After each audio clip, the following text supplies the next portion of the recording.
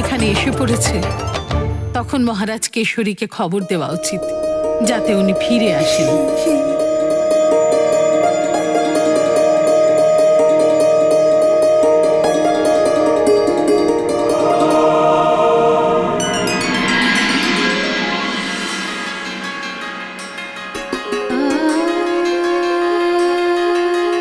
এই ফুল খুব সুন্দর পুত্র, কিন্তু আমার জীবনের উপবনের সব থেকে সুন্দর আর সুগন্ধিত পুষ্প তুমি, হনুমান।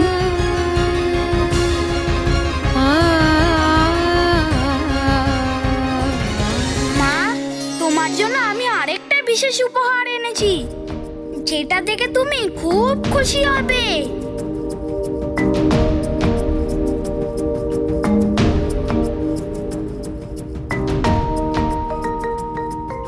মা,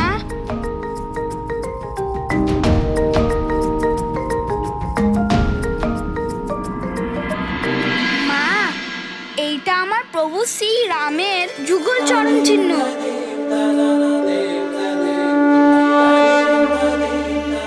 তুমি হয়তো ওনার সঙ্গে দেখা করতে পারোনি, কিন্তু আমি ওনার চরণ চিহ্ন এনেছি।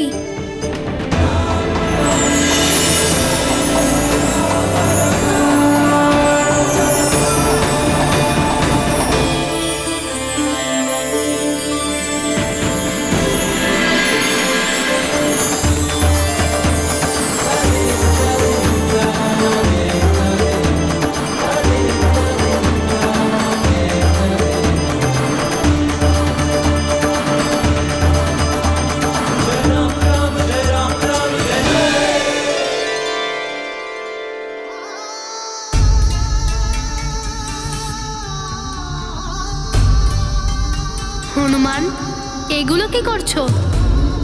প্রভু, আমি আপনার চরণ চিহ্ন নিতে চাই। আপনি এটার ওপর দাঁড়িয়ে পড়ুন, আর তারপরে আপনার প্রতীক রূপে সর্বদা আমার সাথে থাকবেন।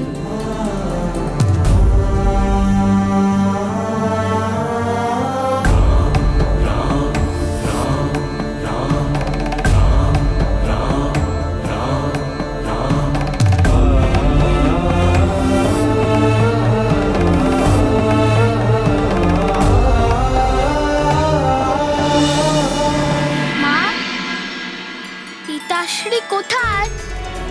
দেখতে পাচ্ছি না যে। তোমার পিতাশ্রী জ্যোতিষীদের সঙ্গে দেখা করতে পম্পাপুরে গেছেন। আমি ওনাকে খবর পাঠিয়ে দিয়েছি, তাড়াতাড়ি চলে আসবেন।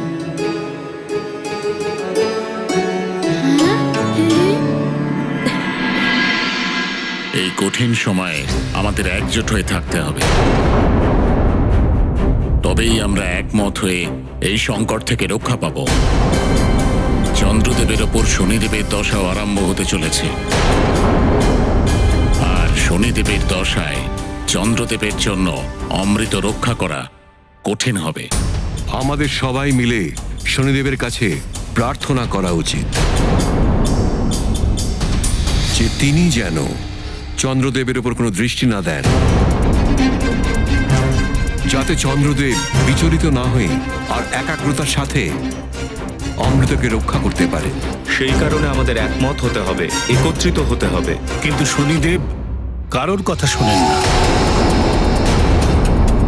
উনি তো একটা সময় মহাদেবের উপরও নিজের দৃষ্টি নিক্ষেপ করেছিলেন। সেই জন্যই শনিদেবের আগমনের আগে আমি আপনাদের সঙ্গে পরামর্শ করছি, আমাদের সবাইকে একসঙ্গে শনিদেবকে বোঝাতে হবে। আপনি ঠিকই বলছেন দেবরাজ।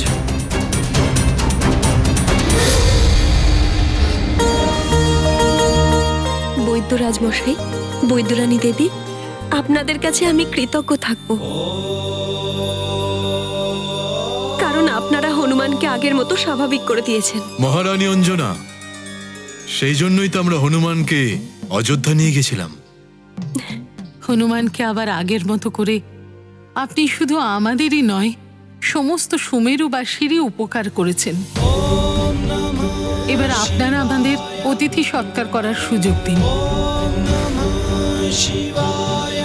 হ্যাঁ বৈদ্যরাজ মশাই, বৈদ্যরানী দেবী, আপনাদের সেবা করতে পারলে আমি খুব প্রসন্ন হব। আপনাদের আপ্যায়নে কোনো অভাব রাখবো না আমি।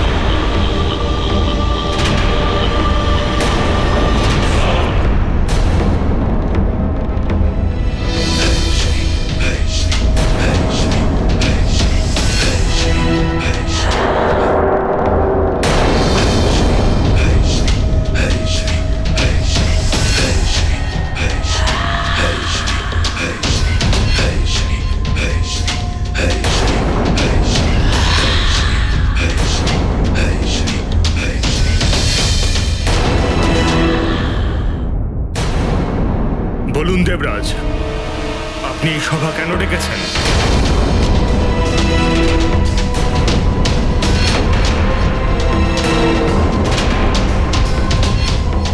শনিদেব, আপনি তো জানেন যে মহাপূর্ণিমা আসতে চলেছে, আর সেই সময় চন্দ্রদেবের ওপর আপনার দশাও শুরু হবে। সে তো আমিও জানি।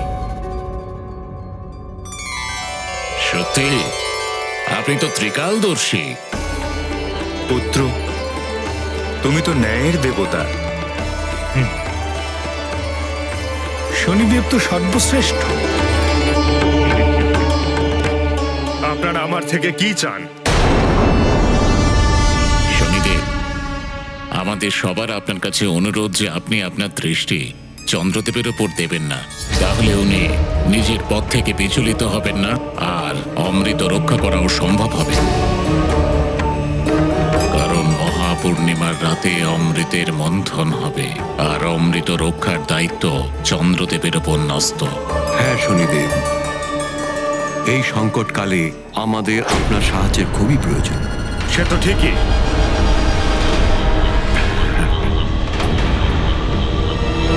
কিন্তু কি হলো শনিদেব? তোমার মনে কিছু থাকলে সেটা বলো। আমি এটাই বলতে চাইছি যে স্বয়ং চন্দ্রদেব এখানে অনুপস্থিত।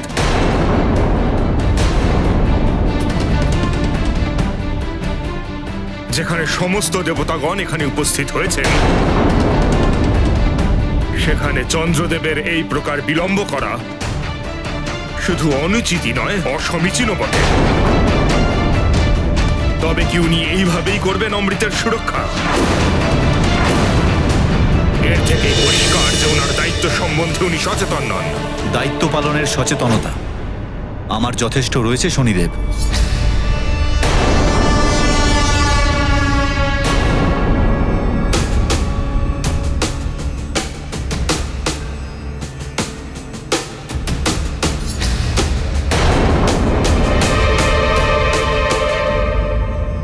প্রণাম দেবরাজেন্দ্র। প্রণাম দেবগুরু।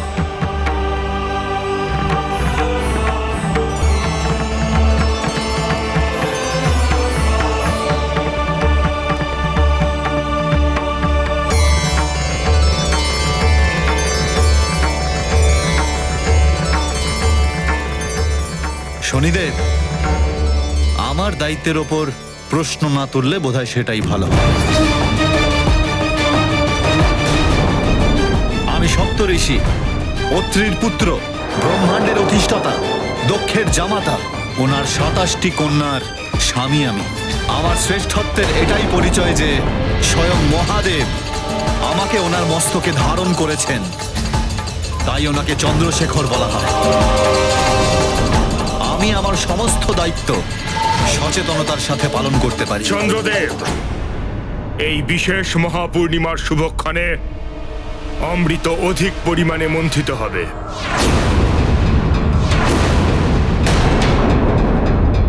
যা চন্দ্রলোক সহ সমগ্র গ্রহকে প্রভাবিত করবে। তাই যদি আপনি সহায়তা করেন তাহলে দেবরাজ, ভালো এটাই হবে যে শনিদেব নিজের দায়িত্ব সামলাক। আমার দায়িত্ব আমি সামলে নেব।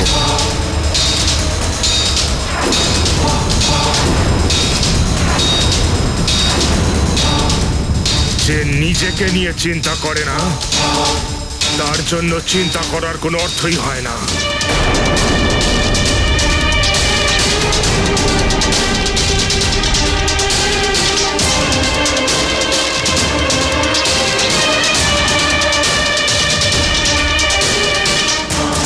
শনিকে তো ক্রোধান্বিত করল চন্দ্রদেব।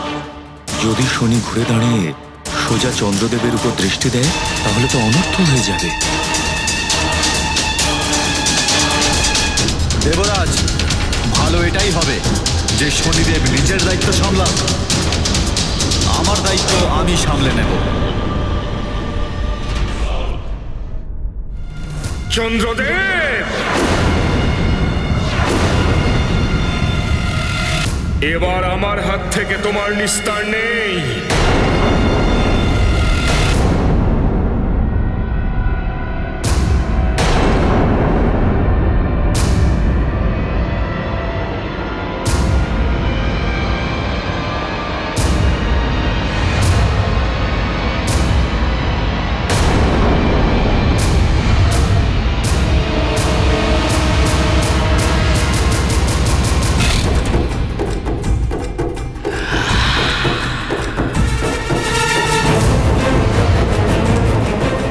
এবার আমার দৃষ্টির প্রভাব থেকে কেউ বাঁচাতে পারবে না চন্দ্রদেবকে। যেটা ভয় করেছিলাম সেটাই তো হচ্ছে।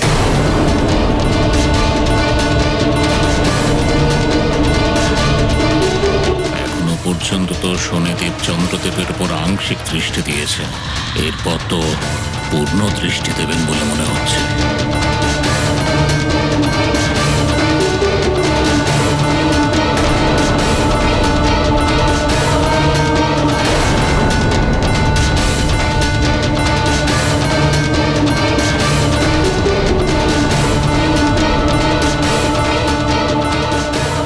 সূর্যপুত্র শনির ক্রোধকে তো সবাই চেনে। চন্দ্রদেব কিভাবে নিজে ভ্রমিত হলেন? এবার কি হবে চন্দ্রলোকের? আর কি বা হবে ওখানে রক্ষিত অমৃতের?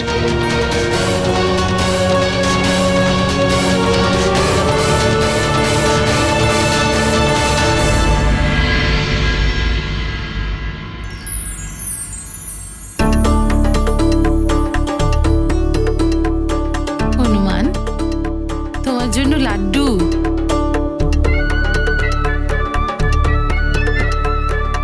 আরে বাহ, মায়ের হাতে তৈরি লাড্ডু। আর এই তোমার প্রিয় কপিল গরুর দুধ।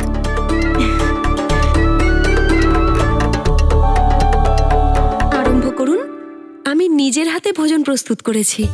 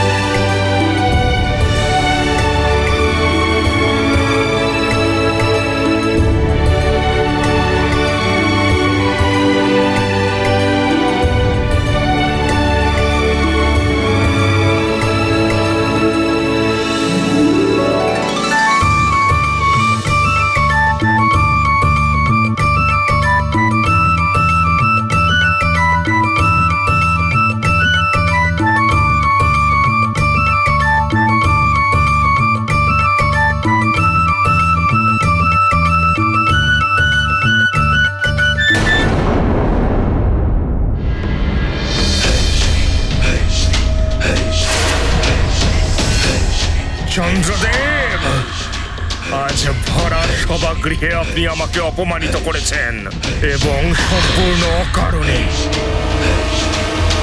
শনিদেব, আমার দায়িত্বের ওপর প্রশ্ন না তুললে বোধহয় সেটাই ভালো হবে। আমি সপ্তঋষি, অত্রির পুত্র, ব্রহ্মাণ্ডের অধিষ্ঠাতা, দক্ষের জামাতা, ওনার 27টি কন্যার স্বামী আমি। আমার শ্রেষ্ঠত্বের এটাই পরিচয় যে স্বয়ং মহাদেব আমাকে ওনার মস্তকে ধারণ করেছেন। তাই ওনাকে চন্দ্রশেখর বলা হয়। আমি আমার সমস্ত দায়িত্ব সচেতনতার সাথে পালন করতে পারি। দেবরাজ, ভালো এটাই হবে যে শনিদেব নিজের দায়িত্ব সামলাক, আমার দায়িত্ব আমি সামলে নেব। প্রকাশ চোখকে সঠিক পথ দেখায়, কিন্তু তীব্র প্রকাশ অন্ধত্বের কারণ হয়ে যেতে পারে। প্রভুত্বের প্রকাশে অন্ধ হয়ে গিয়ে চন্দ্রদেব আমাকে অপমানিত করার পূর্বে আপনি কি করে ভুলে গেলেন যে যে আমি হলাম শনিদেব, শনিদেব যার কুদৃষ্টির ভয়ে এই ত্রিলোক থরথর করে কাঁপে। এবার আপনাকে আমার কুদৃষ্টি থেকে কেউ বাঁচাতে পারবে না, কেউ না, কেউ না, কেউ না। Welcome to bitten world. How may assist you? নতুন ফ্ল্যাটের জন্য একটা স্ট্যান্ড ফ্যান আর কুলার নেব। এই পচা গরম থেকে একটু স্বস্তি চাই। বাজার চলতে সব ব্র্যান্ড আর ভরসাযোগ্য নয়। তার জন্য তো আমাদের ফ্যান আছে, all purpose bullet table fan, ceiling fan. আমাদের সিলিং ফ্যান কিন্তু 30 মাসের ওয়ারেন্টি সহ পাওয়া যায়। আছে ফারাটা 2 বছরের ওয়ারেন্টি, 17 থেকে 20 মিটার এয়ার ফ্লো, মধ্যবিত্তের সাধ্যের মধ্যে একমাত্র ভরসাযোগ্য ব্র্যান্ড বিটেন। আমাদের কুলারের কিন্তু অনেক range, 45 litres, 50 litres, 70 litres, 90 litres, 110 litres. Honeycomb সহযোগে বিটেনের সব কুলারের ওয়ারেন্টি 1 বছর। চেনা হাওয়ায় অচেনা অনুভূতির জন্য একমাত্র আদর্শ বিটেন। গরমে স্বস্তি পেতে বিটেনের ফ্যান হোক বা কুলার আজই আনুন বাড়িতে। Beaten, digitally yours. আপ্যায়ন তো আপনি অতি উত্তম করেছেন মহারানী অঞ্জনা। এবার আমাদের প্রস্থানের সময় হয়ে গেছে। আমাদের আজ্ঞা দিন।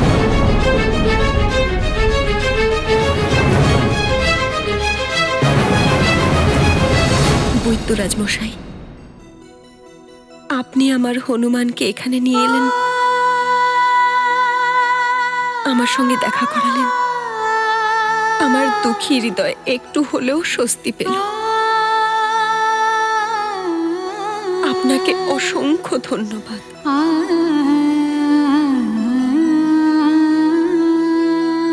আর একটা অনুরোধ আছে, ভবিষ্যতেও হনুমানকে মাঝে মধ্যে আমার সঙ্গে দেখা করানোর জন্য নিয়ে আসবেন। আপনার কাছে আমি চিরকৃতজ্ঞ থাকব।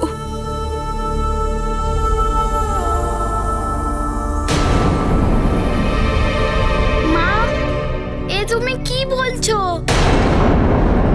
আমায় আবার বৈদ্যরাজের সঙ্গে যেতে হবে?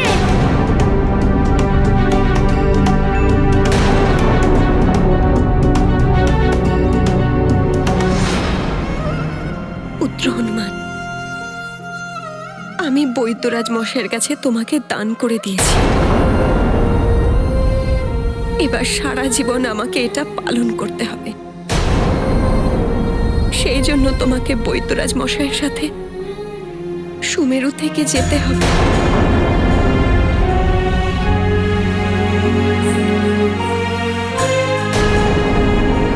মা, আমি তোমায় ছেড়ে কোথাও যাব না।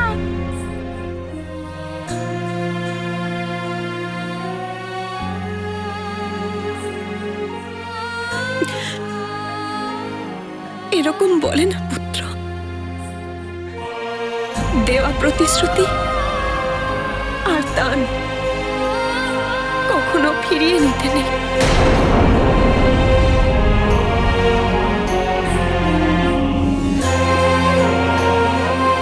আর আমি চাই না যে এরকম করার ফলে তোমার কোনো ক্ষতি হোক। মা, তুমি তোমার পুত্রকে নিজের থেকে কেন দূরে রাখতে চাইছো? হনুমান, তোমার উপর এখন বৈদ্যরাজ মশাইয়ের অধিকার আছে, আমার নয়।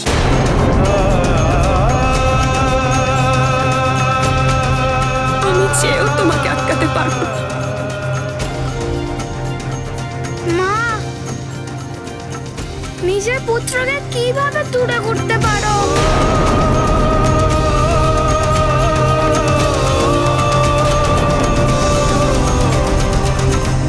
বৈদ্যরাজ মশাই, আমার মনোবল ভেঙে নিয়ে যাওয়ার আগে, আমার মাতৃত্ব দুর্বল হয়ে পড়ার আগে নিয়ে যান ওকে এখান থেকে।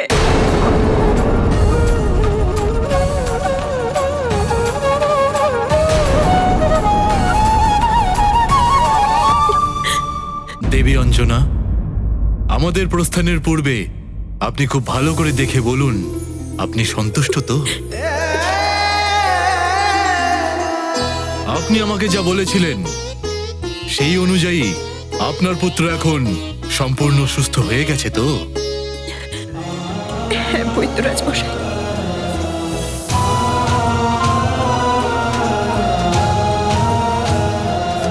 আর তার জন্য আপনাকে অসংখ্য ধন্যবাদ।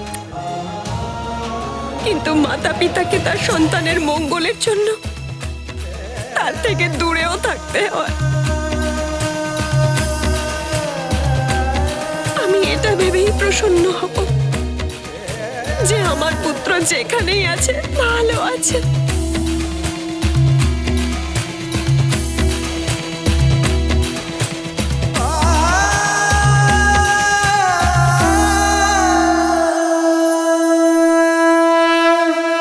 শিবশঙ্কর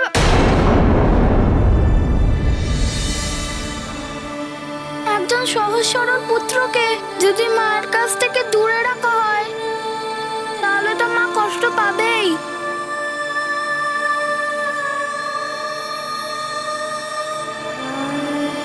বৈদ্যরাজ মহাশয়, এবারে আপনিই ভাবুন, একজন মাকে কষ্টে দেখে ওনার পুত্র ওনার থেকে কি করে দূরে থাকতে পারে?